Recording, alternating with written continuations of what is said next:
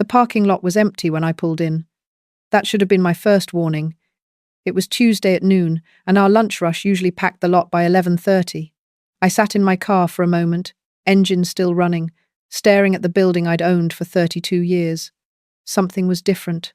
The sign, where Linda's Corner Cafe used to hang in faded but familiar letters, there was now a sleek black board with silver lettering, "The Modern Table," under new management. My hands were shaking when I turned off the ignition. I told myself there had to be an explanation. Jessica was probably just trying to help while I was away. She'd mentioned wanting to refresh the brand before. Maybe this was her surprise. The front door was locked. I checked my watch.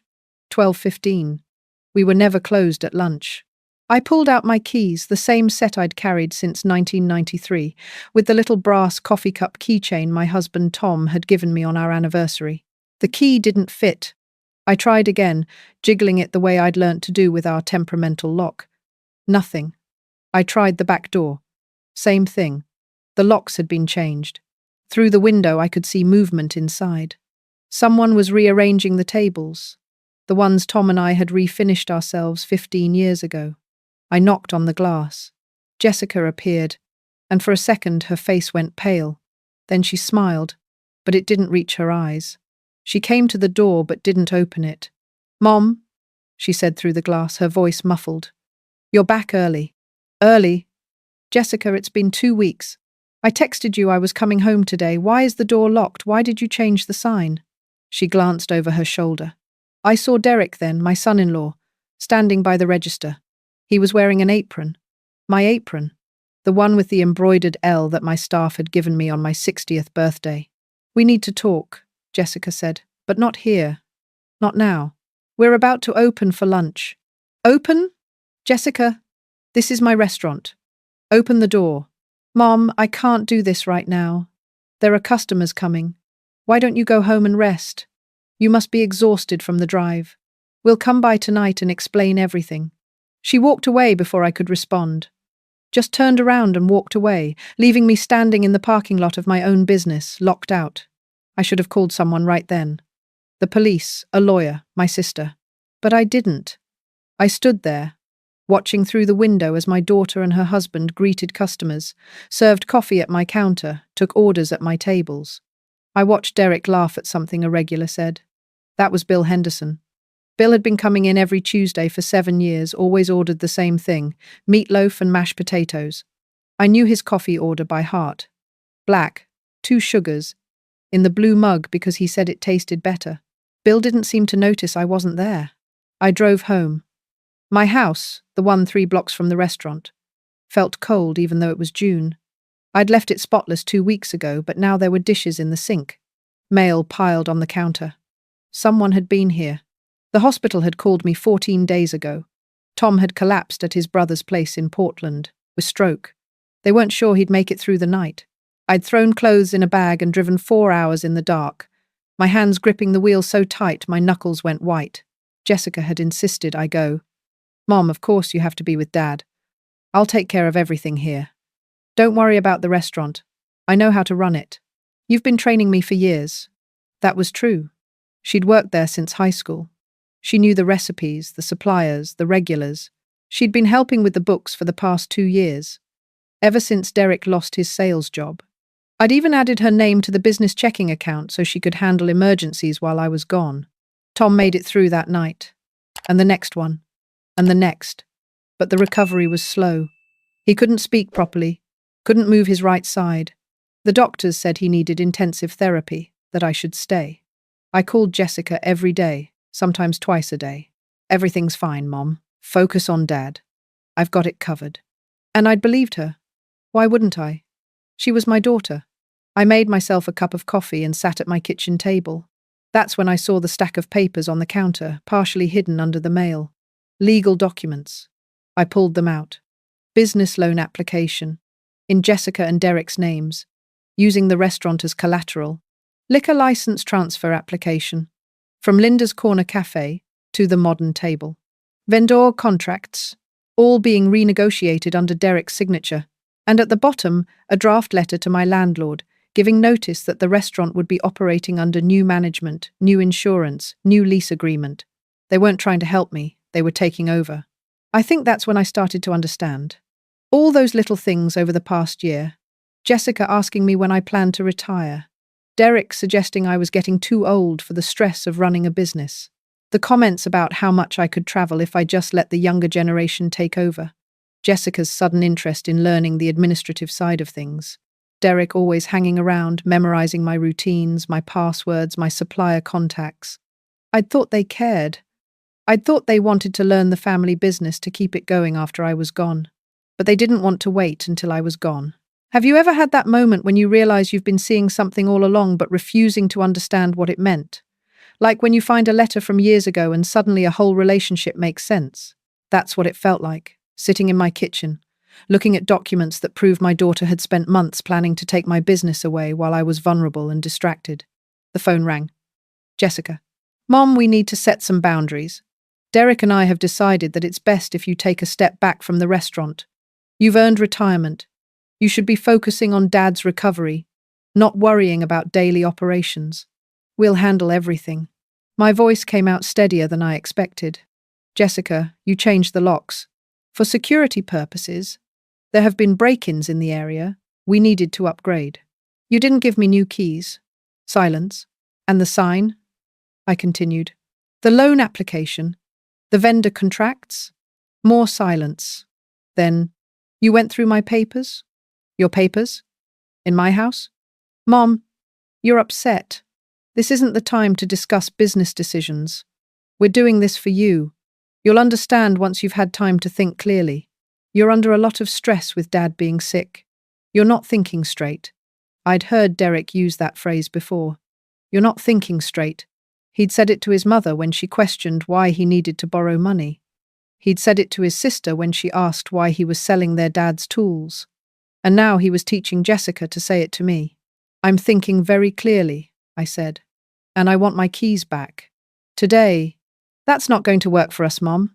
The restaurant is evolving. We have a vision for modernization. And frankly, you've been resistant to change. It's time to let go. She hung up. I sat there for a long time. The coffee got cold. The sun moved across the kitchen floor. I thought about calling Tom, but what could I tell him? He was in a hospital bed, relearning how to swallow, and I was going to tell him our daughter was stealing our life's work? Instead, I called Martha. Martha Brennan had been my roommate in college 43 years ago. We'd kept in touch through marriages, kids, divorces, moves across the country. She'd gone to law school in her 40s after her husband left her with 3 teenagers and no child support. Now she ran a small practice downtown, mostly family law and estate planning. Linda? I haven't heard from you in months. How's Tom? I told her about the stroke, the hospital, the slow recovery. Then I told her about the restaurant. There was a long pause. Do you have the original business registration? Yes. Lease agreement? Yes. Articles of incorporation? It's a sole proprietorship, just registered under my name and social. And she has access to the business account? I added her 2 years ago. For emergencies. Another pause. Linda, get to a bank. Right now. Check all the accounts. Check your credit report. And bring me every document you can find related to the business. I'll clear my afternoon. My hands were shaking again when I hung up. I drove to the bank, the one where Tom and I had opened our first account when we got married. Betty at the counter had served us coffee at the restaurant last week. She smiled when I walked in. Linda, how's Tom doing? He's fighting, I said. Betty, I need to check my accounts. All of them. Her smile faded when she pulled up my records. The business account had been drained to $800. 2 weeks ago it had held $42,000. Our savings from the spring rush, money we'd been setting aside for new kitchen equipment. There were several large transfers, Betty said quietly, to an account under Jessica and Derek Thornton. My personal savings was untouched. They hadn't gotten to that yet. Can you freeze the business account? I asked. You're the primary account holder. I can flag it for suspicious activity, but Linda. She leaned closer. You might want to talk to a lawyer about this. I'm on my way to one now. I spent 3 hours in Martha's office that afternoon. We went through every paper I'd brought, every document I could pull up on my phone. She took notes in her sharp, precise handwriting, occasionally asking questions that made my stomach turn. Did you sign anything while you were in Portland? Any powers of attorney? No. Did you give verbal permission for any business decisions? Just to handle daily operations? Keep things running? Did you ever discuss selling or transferring the business? No. Never. Martha leaned back in her chair. Here's what I'm seeing. They can't legally transfer ownership without your signature, but they can make your life hell in the meantime. They've positioned themselves as managers, changed the locks, renegotiated contracts. They're probably telling your suppliers and customers that you're retired, that they're taking over with your blessing. Can I just kick them out? Go to the restaurant with the police and take my keys back? You could. But Linda, this is your daughter. Are you prepared for what that means? Family law gets ugly fast, especially when money's involved. And they've already shown they're willing to manipulate legal documents and financial accounts. I looked out her window at the courthouse across the street. What do you think I should do? Document everything. Get proof of the fraud. Build a case that's airtight. And most importantly, don't engage with them until we have a strategy. They want you emotional and reactive. Don't give them that. I thought about the papers I'd found, the changed locks, Jessica's voice on the phone telling me to step back. They think I'm too old to fight back. Martha smiled, and it wasn't a kind smile. Then let's show them they miscalculated. Over the next week, I became someone I didn't recognize. I hired a private investigator. I pulled security footage from the restaurant's old surveillance system that Jessica didn't know was backed up to a cloud server. I documented every unauthorized transaction, every forged signature, every lie told to my suppliers. The investigator, a retired detective named Ray, found out Derek had done this before. His previous business partner had filed charges for embezzlement. The case had been dropped when Derek declared bankruptcy, but the pattern was there. I didn't go to the restaurant. I didn't call Jessica. I let them think I'd given up, that I was too overwhelmed with Tom's care to fight. I posted on Facebook about how grateful I was that my daughter was helping with the family business during this difficult time. I watched Derek share the post with a comment, "Family takes care of family." In the evenings, after calling the hospital to check on Tom, I sat in my kitchen and went through 32 years of records. Every receipt, every tax return, every business license renewal. I'd built that restaurant from nothing, starting with $1,000 loan from my mother and a dream of creating a place where people felt at home. I'd painted the walls myself. Tom had installed the booths. We'd chosen every piece of equipment, every coffee cup, every menu item together. And our daughter thought she could just take it because I was distracted and tired. Martha filed the legal documents on a Thursday. Fraud charges, theft, forgery. We had everything. Bank records, security footage, testimony from the locksmith who'd changed the locks under Derek's orders without verifying ownership. We had emails between Jessica and Derek discussing the transition and how to manage Mom's resistance. We had the loan application with forged signatures. The sheriff served them at the restaurant during lunch rush. I wasn't there, but Ray was, sitting in a back booth, documenting everything. He told me later that Jessica went white. Derek tried to argue. Several regulars looked confused. Bill Henderson asked if everything was okay with Linda. "She's fine," Jessica had said. "This is just a misunderstanding." But the sheriff had handed them a court order. Vacate the premises immediately, return all keys, cease all business operations pending litigation. I went to the restaurant that evening with Martha and Ray. The locks had been changed back to my original keys. Inside, everything looked different and exactly the same. They'd painted the walls grey. They'd replaced my menu boards with digital screens. They'd gotten rid of the coffee cups the regulars preferred, replacing them with generic white ones. But the bones were still there. The kitchen Tom and I had designed. The corner booth where we'd celebrated every anniversary. The chalkboard behind the counter, where we used to write the daily specials in my terrible handwriting. I stood in the middle of the empty dining room and cried. Not sad tears. Angry tears. Tired tears. Relieved tears. "What do you want to do?" Martha asked. "I want my restaurant back." It took 6 months to unwind everything they'd done. 6 months of legal proceedings, depositions, financial audits. Tom came home after 3 months, still weak but improving. He couldn't help at the restaurant yet, but he'd sit at the corner booth and fold napkins, his left hand slowly relearning coordination. Jessica and Derek fought every step. They claimed I'd given them permission. They claimed I was mentally incompetent. They tried to argue that I'd abandoned the business by leaving for 2 weeks. Their lawyer was expensive and aggressive. But we had evidence. And more importantly, we had truth. The judge's ruling was clear. All transfers were void. All contracts negotiated under false pretenses were nullified. And Jessica and Derek were ordered to return every penny they'd taken from the business account. They couldn't. They'd already spent it. Down payment on a house, I learned later. They'd used my money to buy their dream home while I'd been at my husband's hospital bedside. The house went into foreclosure. Their marriage, already strained, fell apart under the pressure. Derek left Jessica for someone he'd met at a bar. Jessica moved in with a friend and got a job at a chain restaurant across town. She called me once, 3 months after the judgment. "Mom, I'm sorry. I didn't mean for it to go this far. Derek said you'd understand. He said you'd be happy to retire. And you believed him?" Silence. "Jessica, you changed the locks to my business while I was sitting beside your father's hospital bed, not knowing if he'd ever come home. What part of that did you think I'd understand? I thought we'd run it together. You thought you'd take it. There's a difference." She started crying. "I've lost everything. Derek's gone. I can't afford my rent. I don't know what to do." Part of me, the mother part, wanted to tell her to come home, wanted to fix it the way I'd fixed her problems her whole life. But another part of me, the part that had spent 6 months fighting for my own survival, knew better. "Jessica, I love you. I will always love you. But I can't help you right now. You made choices, and choices have consequences. You're 38 years old. You need to figure this out yourself." I hung up before she could respond. I sat in that corner booth, Tom's good hand in mine, and let myself grieve. Not for the restaurant. I'd gotten that back. But for the relationship I'd thought I had with my daughter. For the trust that couldn't be repaired. "You did the right thing," Tom said. His speech still slurred, but getting clearer every day. "Did I? She's our daughter. She's an adult who committed fraud.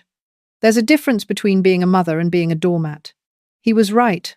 I knew he was right. But it still hurt. I reopened the restaurant under the old name. I repainted the walls the original yellow. I brought back the old menus, the familiar coffee cups, the chalkboard specials. Bill Henderson cried when he came in on that first Tuesday and saw me behind the counter. "I knew something was wrong," he said. The meatloaf wasn't the same. The regulars came back. Some had been told I'd retired. Others had been told I was selling the business. They were relieved to see me, and that helped. Knowing that this place mattered to people, that it was more than just a building and some recipes. I hired new staff, young people eager to learn. I taught them the way Tom and I had always done things. Treat customers like family, take pride in the work.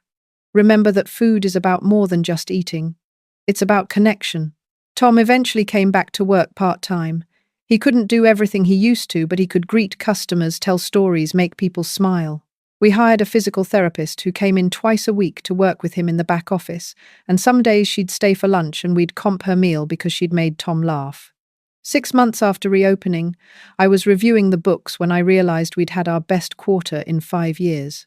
The local paper did a story about us, about the fraud case, and how we'd fought back. They called it a story about resilience, about not giving up, but really it was a story about knowing your worth, about understanding that age doesn't equal weakness, about refusing to be pushed aside just because someone younger thinks they know better. I still think about Jessica sometimes. I wonder if she understands what she lost. Not just the restaurant, not just the money, but the relationship we'd had, the trust, the future we could have built together. She sends Christmas cards now, generic ones, with just her signature. No note, no apology. I don't respond. Maybe someday I will. Maybe someday she'll do more than send a card. Maybe she'll sit in that corner booth and actually apologize, actually take responsibility. But until then, I'm here, running my restaurant, serving my regulars, holding Tom's hand during physical therapy sessions, living my life. I'm 65 years old. I survived my husband's stroke and my daughter's betrayal. I rebuilt my business from the ashes of fraud and manipulation. And I'm not done yet, People ask me sometimes how I had the strength to fight, how I didn't just give up, let them have it, avoid the confrontation and the pain and the cost. They look at me like I'm some kind of hero. But I'm not a hero. I'm just a woman who refused to be erased, who understood that silence isn't peace, it's surrender, who learned that sometimes loving someone means not rescuing them from the consequences of their choices. I think about the day I came home from Portland and found that new sign, under new management. At the time, it felt like the end of everything, but now I see it differently. It was the beginning, the moment when I realized I had to choose, accept what was being done to me, or fight back. I chose to fight. And in the process, I found something I didn't know I'd lost. Myself. Not the mother who always said yes, not the business owner who was afraid to make waves, not the wife who deferred to others, just me, Linda, strong enough to stand alone, brave enough to face my own daughter in court, wise enough to know that some battles are worth the cost. The restaurant closes at 8. After the last customer leaves, I walk through, turning off lights, wiping down tables, setting up for tomorrow. It's the same routine I've done for 32 years, but it feels different now. Sacred, almost. This is mine. I built it. I fought for it. I kept it. And that's worth everything.